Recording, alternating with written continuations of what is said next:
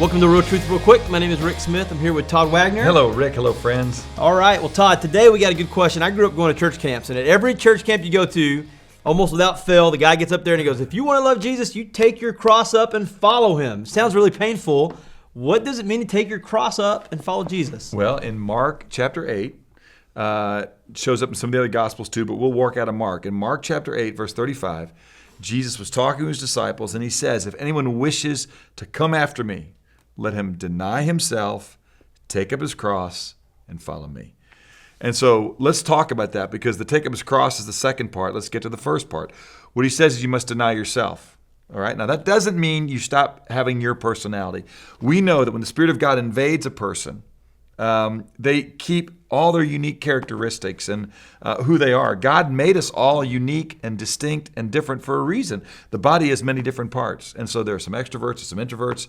There's some people that are more scholarly and didactic, like Paul, and there's people that are maybe more whimsical, poetical, like David.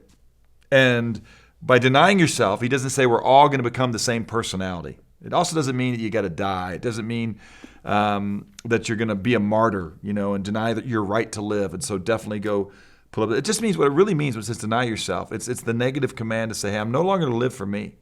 Philippians 2, 3, and 4 would be a good cross-reference for that. Do nothing from selfishness or empty conceit.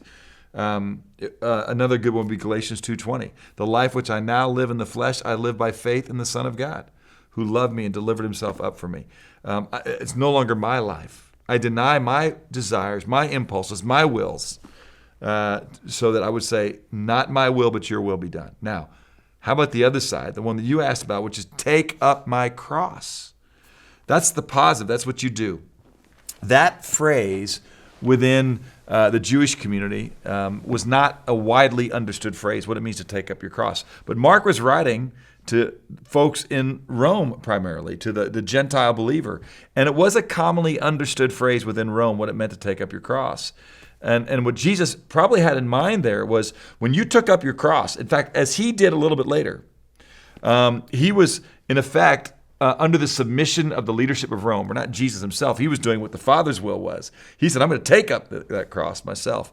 And it was the cross of atonement. That's not the cross we're supposed to take up. But what we're supposed to do, even as somebody who was judicially decreed by Rome to be guilty and under their authority, so they were going to be punished to die, they put themselves under that cross and showed their submission to that governing authority. Jesus was saying, hey, you put yourself under the submission to me and to the Father. And when you do things that the world goes, man, there's no reason a guy would do that unless there was some compelling authority over him. You say it's exactly right.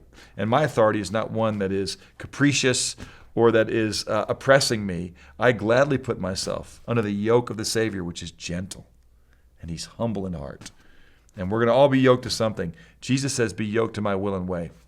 What I did as I thought about what this verse really means is I actually kind of paraphrased Mark 8:34. And so let me read you my paraphrase, okay, all right, of the verse I've already quoted to you. So I would say this: if anyone wants to follow me continually, which is the idea here, if he wants to walk in my steps and lead a life that says to others, I'm learning how to live life by observing the life of Jesus the Christ, then let him say no to self-interest, selfless agendas, even self-preservation and human understanding, and say yes to God. That's the part of taking up your cross.